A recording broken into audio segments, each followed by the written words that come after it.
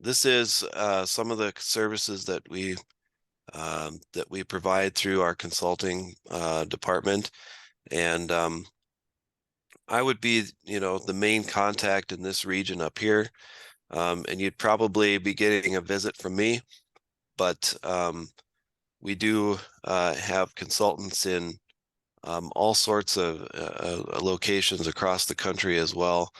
And you also sort of have them as a resource as well. I mean, you'd probably be getting the farm visit and most of the consultation from me.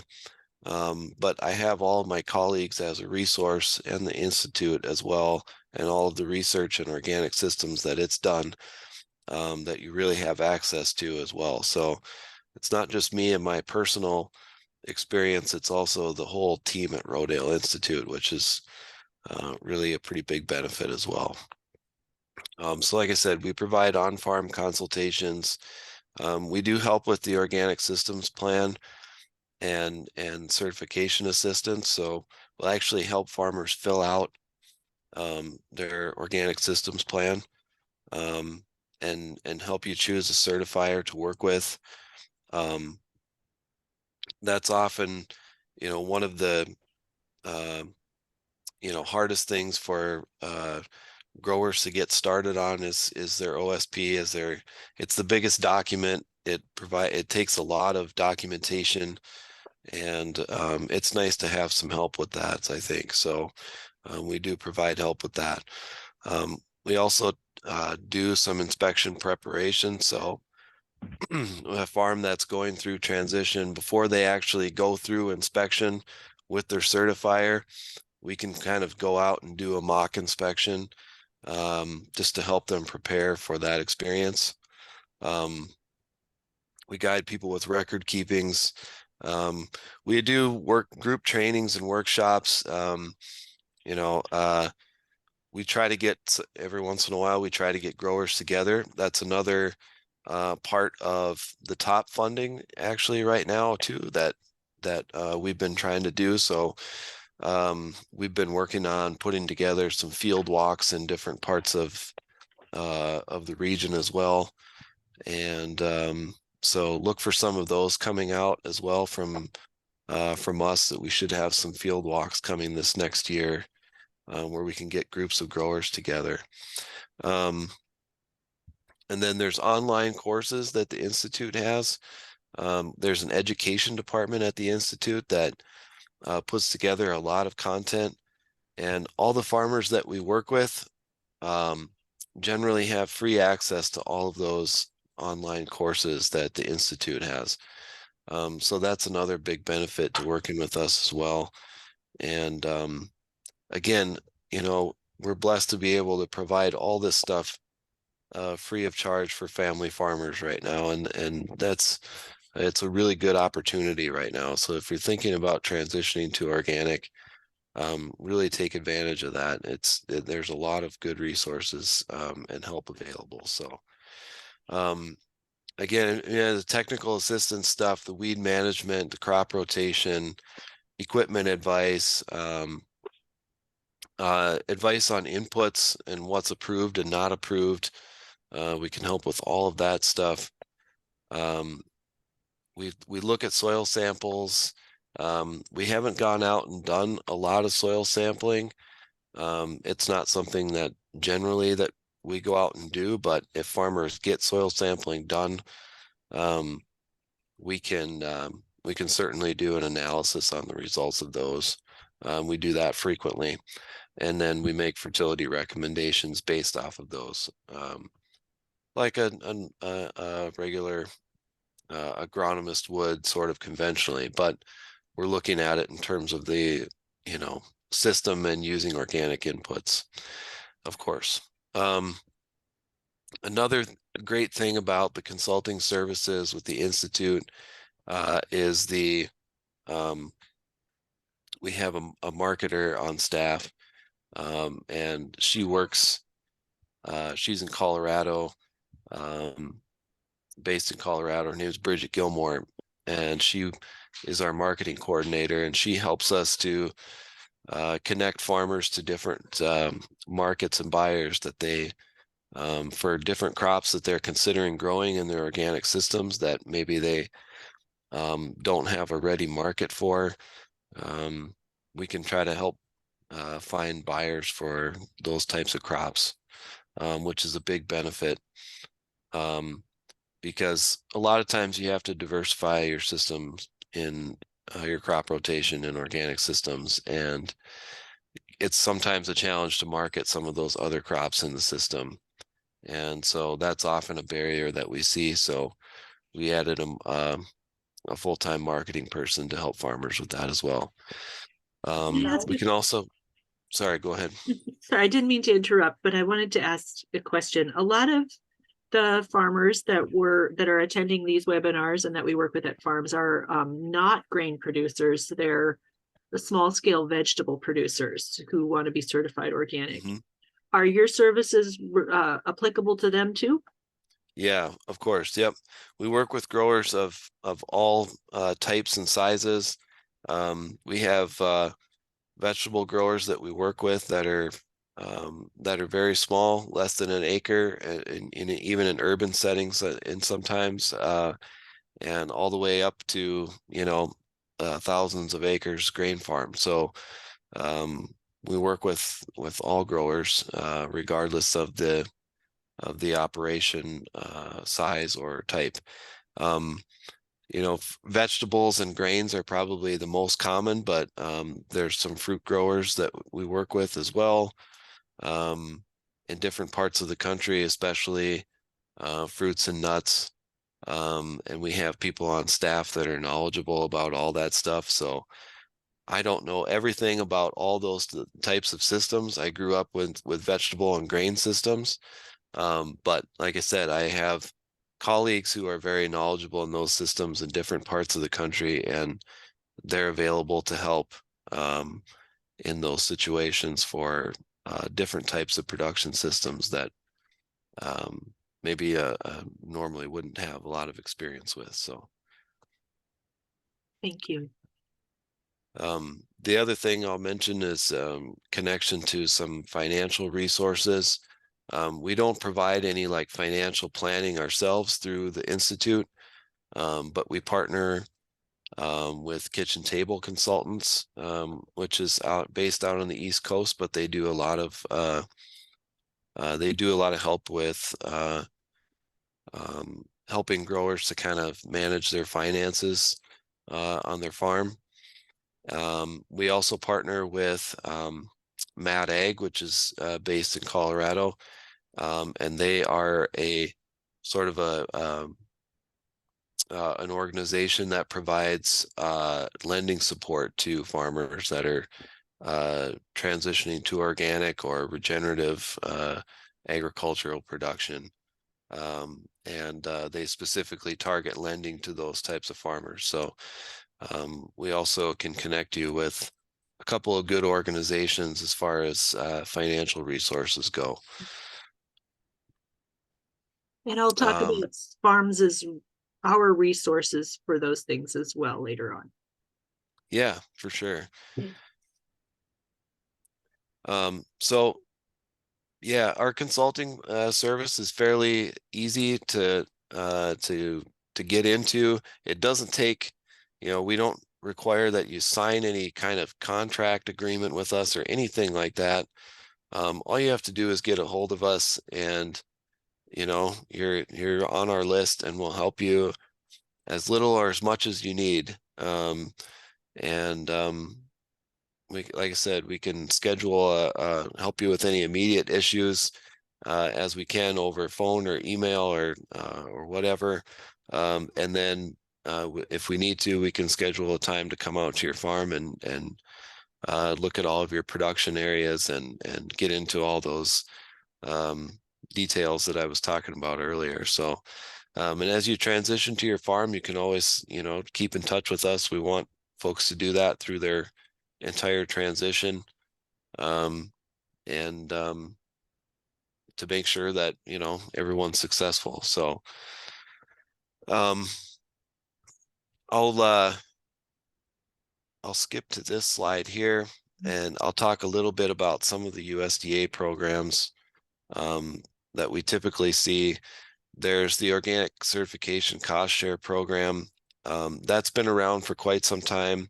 I mentioned this in the webinar a couple weeks ago too, I think, but it went up from 50% of the certification costs or $500 per scope up to 75% and $750 per scope. So there's three different certifications. There's the crops, there's the livestock, and then there's processing and handling. So you get a certificate for each one of those. And so you can receive $750, up to $750 for each one of those certification scopes if you have multiple for your farm. So also there's sometimes cost share, that's through the USDA. Sometimes there's cost share through your state ag department as well. I'm not sure that North Dakota has one. They might now, but other states, Minnesota has one, I know for sure. But there's other states have a cost share through their state ag department as well sometimes. And so We do, Nick. you do have in North Dakota. Okay, good. We tried to get Deanna to come speak today, but I believe their website says that North Dakota Department of Ag manages the certification cost share program from the USDA. Okay. So I think it's run through the department. This one you just described is run through the Department of Ag, but Oh, okay. farms Sure. can be a connector to get more information from Department of Ag since Deanna wasn't here today. So Okay. All right. The other thing I'll mention too is the organic grower assistance program for the transitional and organic grower assistance program, or TOGA. This is the for the crop insurance program. So if you purchase federal crop insurance, you're eligible to receive additional premium assistance for if you're transitioning or certified organic, and you'll automatically get that if you're part of that program. And then there's the NRCS Organic Management Practice Standard 823, and this is a program that came out just last fall, and then was in Iowa, and then was available in other states this past spring for the first time. But it provides direct payments to transitioning and certified organic producers, anywhere from $200 to $600 an acre, depending on how you're ranked in NRCS does ranking. But depending on how you're ranked in your application, it could be anywhere within that range. But either way, it's a significant amount of dollars per acre, and can really help to offset some of the losses that you might experience during transition, and really kind of bolster your financial health through that transition period. Like I said, there's application deadlines. The last one was this last fall. I think it's going to be available again this coming spring, and there should be a date out on that, but contact your NRCS office about that. Iowa did a great job rolling out the program. I think in other states, it seems like they're lagging behind a little bit in training some of their employees on this program. So you might have to try to get them to connect to the state, and then maybe the state can connect with Iowa to try to help get this program going a little bit. I've been working with a few different growers in different places trying to get this going, and the other consultants for Rodale have as well across the country, and we find that we've really had to have growers kind of push their NRCS offices to make the connections so that they understand how to implement this program. So, but other than that, I'll just share my contact information here real quick, so that folks, that when the webinar is recorded, so you guys can get a hold of me if you need to. If you want more information on the consulting program, you can go to the website there, or you can just get a hold of me. But yeah, I will. That's about all I have, and then I will pass it to Glenn next to continue covering some of the other programs through NRCS. Thank you so much, Nic. Sorry, I'm trying to keep the cat from like accidentally closing the webinar. Um, um, and we have a resource document that Jake has created that we will share at the end of this webinar, and we'll make sure to put your contact info in there as well. Next, we have Glen Philbrick. He's a certified organic producer here in North Dakota. He runs Hidden Dale Farm, and he can talk a little bit in more detail about the actual, you know, what it's like to apply for some of these resources. Sure. The easiest is the cost share grant. You just got to make the deadline. So generally, your certifying agency, whoever that may be, they should be contacting you via email with a letter with the application, and you have to fill out a W-9. And Nic had presented the deadline earlier, so I've gotten that pretty much every year myself. And generally, the check has come right from the certifier rather than the state, at least in my experience. The others, the SARE grants through USDA. I'm very fond of them. I'm on my second one, and that's the applications I think are. Did they close for our region or not? If it didn't, it's going to close soon. It's always a December deadline. It's for research, and let's say you want to improve a cropping system, whether it be with a commercial crop or a conventional crop or organics or vegetables, flowers, or something with livestock. The grant helps fund a lot of what you want to do or to test things. So I've had one with testing quinoa and amaranth. Can we grow it in Northern Great Plains? My current one is raising the Brix levels in crops that historically the grasshoppers would decimate.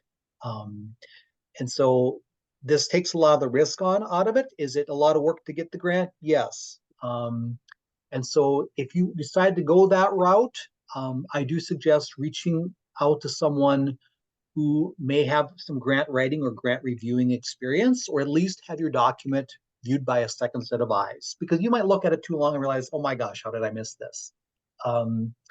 That's one option for grants. There's a few private entities out there.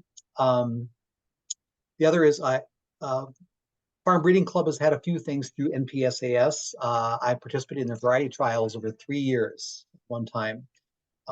So I'm in discussion with Christy about pursuing a grant for something for research. That comes up the Department of Ag. If we go to their site, and I wish Deanna could have been here today, the specialty crop block grant is open, and that has changed over time. The money comes from USDA, goes down the ag departments, and it was more friendly for individuals to apply before, and now it seems like there's more of somewhat of organization. So if you have an idea, you could team up with an organization to do research, because what it is, it's for doing research is what it's for. And there's a strong bit on marketing in that one, like research that will lead to improved marketing. So they tend to fund like NDSU researchers who are creating a better sunflower seed or a better potato that'll market better. It's those grants like Sarah grants, they're public, so you can see what's been funded before. The specialty crop block grant, I did get one before. That seemed a little harder to get, just saying. But the other is the 823 application, and Nic had brought that up on his PowerPoint. I just applied for it. When I went into my soil conservation office at NRCS, they gave me the deer in the headlights look, because they had no idea what this was, and they were reading it and still didn't understand it. But you have to, through your FSA office, and maybe they're in the same building, mine are not, in McLean County, You have to do the application for proving you're a farmer with skin in the game. You have to submit your OSP, or which means if if you're transitioning, you still have an OSP. And now I'm just waiting to hear back. And so I anticipate that they're still trying to figure this out and go from there. So with the 1823 application, I mean, at least in the synopsis I've read about it, sounds pretty promising. Just my local NRCS office, this is really new territory for them, and I get that. So I'm hoping they'll reach out to Iowa, because I did mention that to them. So the cool thing about research, I'm passionate about research because I just like to do it. It's fun to experiment, and it's like this gives you an idea to test something and then see like, okay, will this work? Or it's like, no, you know what, this isn't a good idea. That's okay, but helps fund your idea to test. I hope that helps. Yeah. So since Deanna wasn't here, I'm hoping we can go back to the programs that the North Dakota Department of Ag offers. And so there is a web page, but I'm not sure how current it is. So I'm hesitant to share it. But they do there. So for example, there is a sensitive area map that you can get on, so that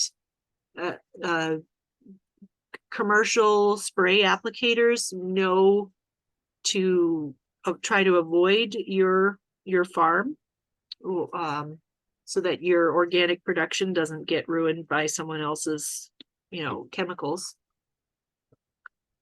And then it says they run the organic certification cost share program, but I think you just said, Glenn, that you actually you wouldn't apply to the Department of Ag. The application would go through your certifier. Correct. At least that's how it's worked for me. The application has gone to my certifier, and actually the check came from the certifier as well. Okay. At least in my case. Now, if it's a different certifier, I can't speak to it. You go across to Minnesota, I can't speak to that either. But at least in my experience here, with where food comes from, that's the way it's worked. Okay.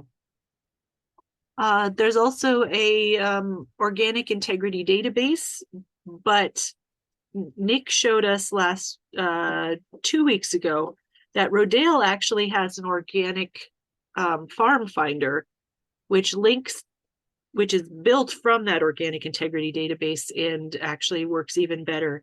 And perhaps, Nic, you could drop that in the chat again.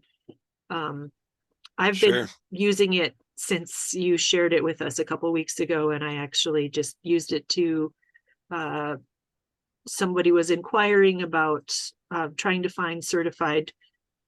They have some land that they've inherited that they'd prefer to lease to somebody farming sustainably near Cooperstown. And so I used your database to show them who is already farming organically near them.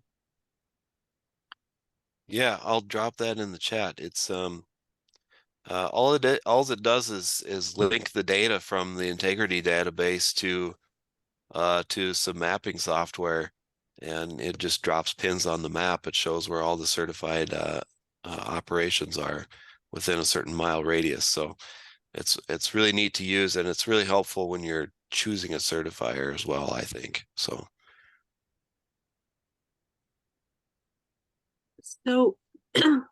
we have a lot of time for questions, but first I want to let you know that, okay, and you have to bear with me today. My desktop computer crashed Zoom right as I was logging in, so I'm working from a laptop on my desk next to my desktop, and I keep reaching for the wrong mouse.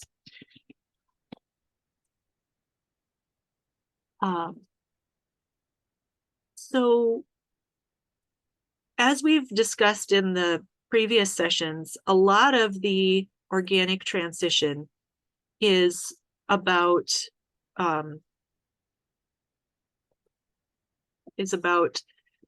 record keeping and good business planning practices. And Nic shared some great resources. FARRMS also has a farm beginnings course where we help you create your whole farm plan. We have some great sessions on record keeping. And maybe Jake, you could share your screen with the Farm Beginnings page.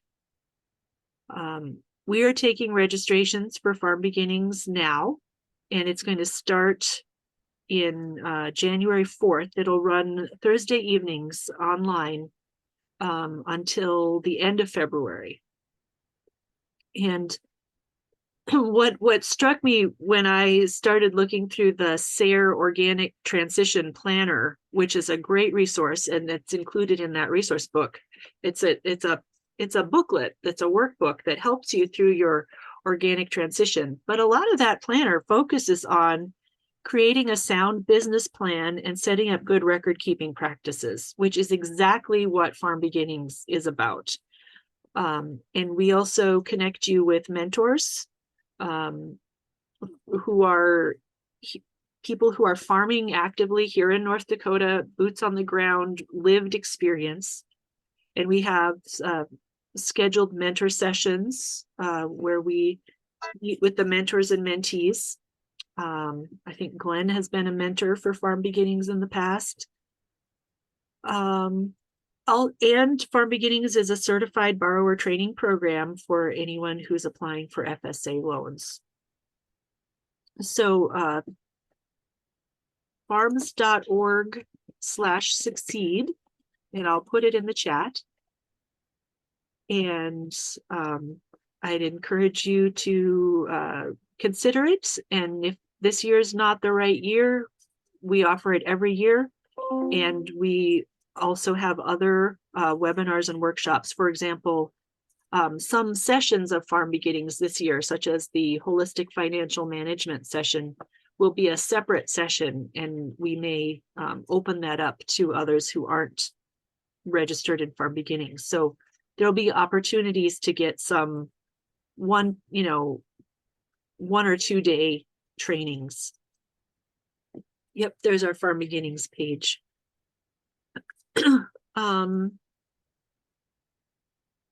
There's also a couple of conferences coming up that you should know about. The Northern Plains Sustainable Ag Society is having their annual winter conference in Aberdeen the end of January, and there will be a lot of content there geared toward organic production. NPSAS.org should get you to that. And then there's a region-wide conference called Marble Seed Conference. And I know Nic is going to be presenting at that conference. That is located in La Crosse, Wisconsin. It's February 22nd through February 24th. Early bird registration is open now, and scholarship applications are open until the end of this week. FARRMS is planning to attend, and we're taking our whole staff there. And we are also going to be offering some travel scholarships. So if you are really excited to attend the Marble Seed Conference, we can provide some funding to help you either with travel or hotel, or you can put it towards anything that gets you to the conference, hotel, travel, registration. But what's important to know about that conference is that the first day, the 22nd, is a organic university, which is funded through this TOPP program. And I believe anybody who registers for that, if you are a transitioning organic producer, that day is free. So you can attend those sessions free of charge if you register for that. Nic, do you have any more information? I'm just getting my information from their website. You might have more insights. From which did you say? Either Marble Seed or NPSAS. Oh, from Marble Seed. Yeah, I've mostly got the same information that you have as far as I know. marble seed, I would say if you want to go to that one, get registered for it soon. Take advantage of that early bird registration and make sure you get your lodging figured out, because Yeah. the lodging, it's a big conference and the lodging in La Crosse fills up pretty fast for that one. So I would get on marble seed very soon. Yeah, for NPSAS though, we're going to, I know that we are going to have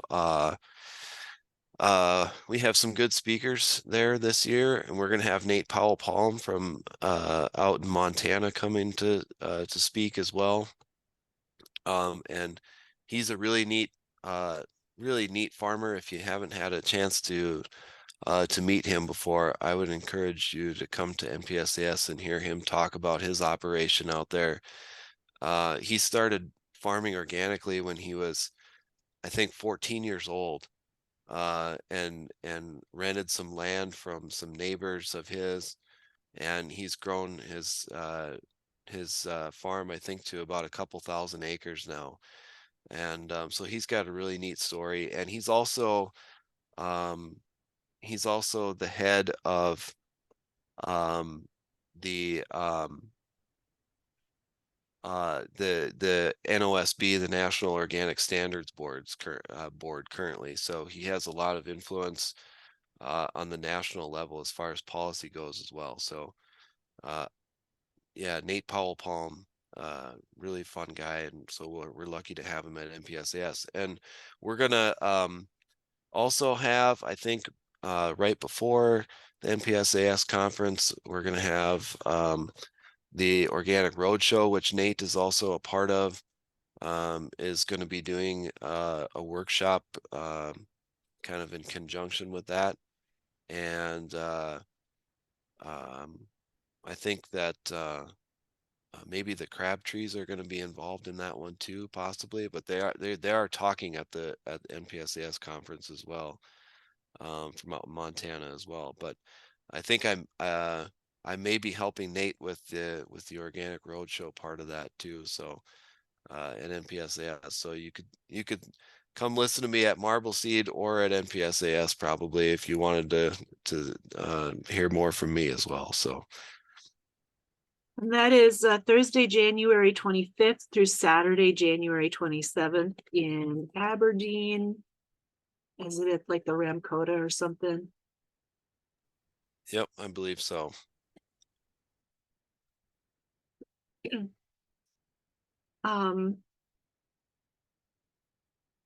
So we wanted to make sure you knew about those resources. And then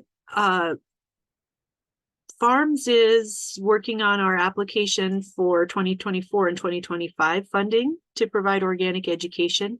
And it really helps us to know what you're looking for. So if you know now, let us know in as we go into Q&A right now.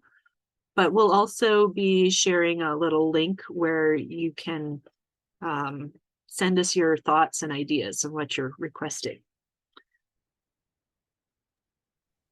One last thing that I'd like to share real quick too, that I should have mentioned earlier. NDSU extension, a lot of times we don't, extension is not something that, organic farmers sometimes think about a lot, and in some places it's not the best resource for organic farmers, but we do have some good extension resources in North Dakota. We had Brad Brumman for a lot of years, of course, and he was an extension agent in Walsh County that kind of specialized in helping organic farmers for many, many years. Brad, I think, has since retired, but he's still a good resource if you can still get a hold of him. But we also have we have research at the Carrington Research Extension Center. They do have certified organic land there, and they do research in organic systems. So they have a field day there every summer, and you can always go there and find out kind of the latest information on our organic systems and different variety trials that they're doing work on. Carl Hoppy is he's the livestock system specialist, but he also, I think, heads up the sort of the he kind of supervises anybody that's working on organic stuff, and he's also, I think, the contact for SARE for the state as well. And then since Brad retired, I think they do have now 2 new or newer extension agents that are kind of heading up organic outreach through extension. And that's Lindy Berg in Towner County. So that's in Candu, North Dakota. And then Jeff Gale, who is one of the extension agents in Foster County there in Carrington. He does a lot of 4-H stuff, I think, but he also has some experience with organic sustainable agriculture. And so he and Lindy are kind of co-coordinators of the organic outreach right now, I think. So that's all I have for extension, I guess. So at least in North Dakota. We can make a point to put contact info for those folks on the resource documents. So we have connections with all of those. And we heard through the grapevine that although Brad retired, he still shows up at the office every day. And so we had invited him to speak in this webinar as well, but I think we just didn't find a slot for him. So we will probably have him involved in our organic education in the future. Yep. So what I'm curious to hear what questions the group has. There have been some in the chat, but I think they've been answered. So Joanna, you had questions about the NRCS support, and you said that your local NRCS office in Eddy County didn't know a lot about it. Did we answer all your questions about that, or did you want to say more? Oh, I think it was really helpful what Glenn shared, that we just have to be kind of after them in a way. Our local guy was very willing to help and excited to learn. He just didn't know anything. So FARRMS was able to send me some links, and now I'll follow back up with him now that I have the official name of it correct. So yeah, we'll get somewhere on that. While I'm talking, the other thing Nic just mentioned, the Carrington Research Extension Center. I was at the field day this summer, and I went on the organic tour, and they're also really missing someone who recently retired there, Steve Zwinger.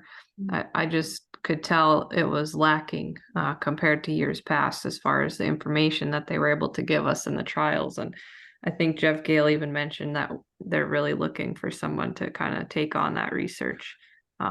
So hopefully someone out there does that, because I could tell there was a big hole already just after 1 year.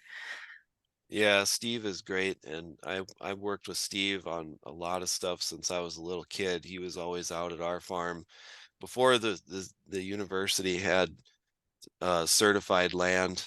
He would go and do a lot of his research kind of on his own time in some cases, out at other organic farms in the region or in the state, and he would come out to our farm a lot, and I helped him with a lot of his trials on our farm when I was a kid even, and so learned a lot from Steve over the years, and so he's a valuable resource as well. And you can probably still find him at NPSAS events and that kind of thing. And so yeah, get a hold of Steve if you can. And then yeah, they are hiring, I think, they're still trying to replace Steve, I believe. I think last time I checked, the application for that position was still open. So if you want to be an organic researcher at Carrington, you can apply for it if you have, you know, a master's or a PhD and that sort of thing. Yeah. Yeah, I will have my master's in a few months, but I don't have organic experience yet. So They might be excited to work with you, Joanna, though. Maybe Steve would mentor you. I'm listening to all these things and taking notes and thinking about what farms can do with OCIA funding to help, you know, help build the organic systems in partnership with folks like NPSAS in North Dakota. And I'm wondering if maybe we need to include in our next grant application some kind of work with NRCS staff to help them, you know, or help advocate for them to understand the was it 823 funding stream. Okay, here we've got a great question in the chat. Does organic requirements licensing do the organic certification requirements change or evolve over time? I can answer that. They have some. Generally, you know, the rules have stayed the same for the most part. There are changes in certain types of inputs being allowed or not allowed. There have been some changes in that over time, especially, you know, as some new ones have come onto the market from time to time. They have to, you know, consistently review, but there is a process through the National Organic Standards Board that where you can petition to have certain practices or inputs allowed, and then that'll go through a review process. And so they have evolved a little bit over time, but generally they're the same as they have been since they were written for the most part. As far as, you know, kind of the basic, you know, requirements for farms, I mean, the general principles are always going to be the same. So Follow-up question. What are the most common mistakes new or aspiring organic farmers typically make when starting the process? Great question. yeah, I can answer that one too. I would say that probably just not planning far enough ahead in terms of how you're going to kind of make it through the entire transition period, and you know, either financially or agronomically. There can be, you know, and maybe there's mistakes on both fronts, I guess, but the transition is really kind of the toughest period, and it's the time when your soil is still sort of recovering, um, and being built up to be able to function in an organic system. And so there's a lot of I mean, there's growing pains for you and for your soil, and so it is kind of a critical time. And I would say, you know, being able to think through the system, and get a good plan in place through your transition and into those first few years of certified organic production, I think is really helpful. And sometimes, you know, maybe a big mistake is made as far as the planning ahead, not necessarily just in the transition, but in those first couple years of certification. A lot of times maybe you plan ahead the transition, and you know, you'll get through those 3 years, and then you're planning that third year, you're going to have a certified crop, and you plant a big corn crop and harvest corn. but then you can't plant a cover crop afterwards. And you're wondering, well, now what do I do the next year? What do I plant? You know, how am I going to prevent weeds from coming in next year after that corn crop? And I see that fairly often in kind of my travels across the country. Is you want to hit a big home run with a certified organic corn crop right away, that first certified year, but then after that, there sometimes isn't much of a plan as far as what to do, and so that can be a little bit of an issue. So trying to figure out a good crop rotation through transition, and then once you're certified is a big deal. And then I would say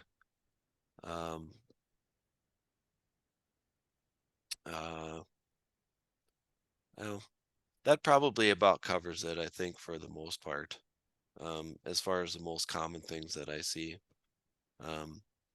But I'm not really a financial expert, but there's a lot of pitfalls there too. Getting your ducks in a row financially, as far as your lending and that kind of thing goes too, is really important. So.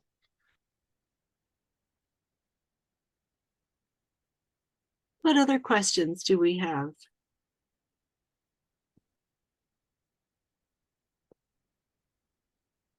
Yeah, thanks, Nick, for that info. I guess I'll throw one other question out there. I don't know if this is quite the best place to put it, but I was just curious if anybody has any input on what is the biggest misconception the consumer has about organic farming.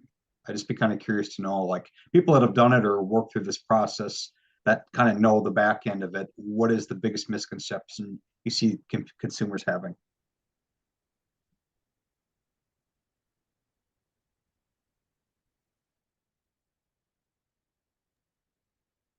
I don't know. I think there's a lot of consumers who just don't know much about conventional or organic. Without seeing some surveys, I guess I could tell you. I have something Yeah. to add. I think most consumers don't understand that organic is actually about soil health, about what you're doing to the environment. They think that organic is for them. They think that it's so they know what is on their food. Yeah, that's true. I think it's probably, it's definitely both of those things. I think it's got to be a certification that consumers can trust in. But yeah, you're right. It's much more about, the production practices, and the larger environment, rather than just what's gone into the food that you're consuming. Yeah, they're definitely thinking about it, I think, for the most part, in terms of what they're getting out of it personally. But there's also a much larger benefit to society as well. So. Glenn is signing off. So thank you so much, Glenn, for joining us. The rest of us have about 2 more minutes. After my next Zoom call. See you later. Take care, everybody. I guess I wanted to follow up to Dave's question. This whole FARRMS providing organic education through TOPP has been really educational and eye-opening for me as well, because prior to this, I'd heard a lot of farmers say, well, I don't need to be certified organic because, I don't use any chemicals on my stuff, and all organic is just paying money to have a sticker that says you don't use any chemical, like synthetic chemicals. And I'd also heard I think it was somebody at NPSAS who was a vendor who was describing how even certified organic can be unsustainable if it comes from a standpoint of just using certified organic inputs and exports, but you're still just like overuse of manure so that it's, burning the soil, or like, I guess that would be like poor implementation of organic. And furthermore, like this past summer, I had a really unique opportunity to visit the Stone Barn Center in Hudson Valley, New York, which is run by Chef Jim Barber. Is it Jim? Yeah, Dan Barber, sorry. And it's this big, renowned system. I think Fred Kirshenman used to be on their board, and he's actually, Fred and Annie Kirshenman founded FARRMS. And I toured their greenhouse, and their farm manager was giving us the tour. So I asked her if any of their production was certified organic, and she said, "Oh, no, that's just a list of things that you can't apply."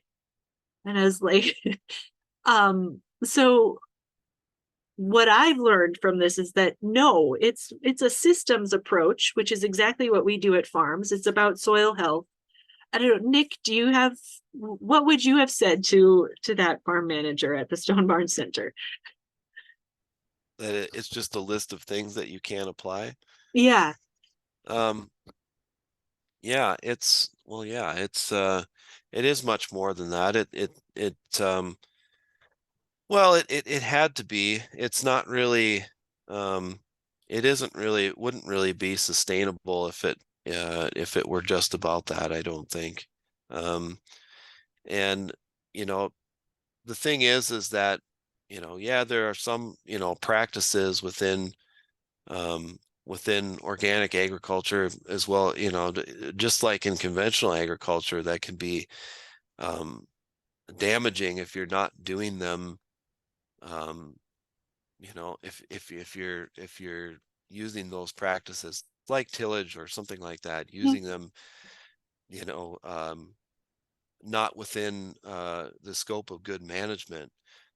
But the organic certification, really the spirit of it is to promote that good management. And so just because there are some negative things that can result from certain practices within the organic scope, generally, if you're mismanaging your organic farm, even if your practices would still be non-chemical and technically within that compliance, you can still get in trouble with your certifier for not managing your farm correctly. So it's much more than just a set of practices or a set of inputs that you can and can't use. It's actually about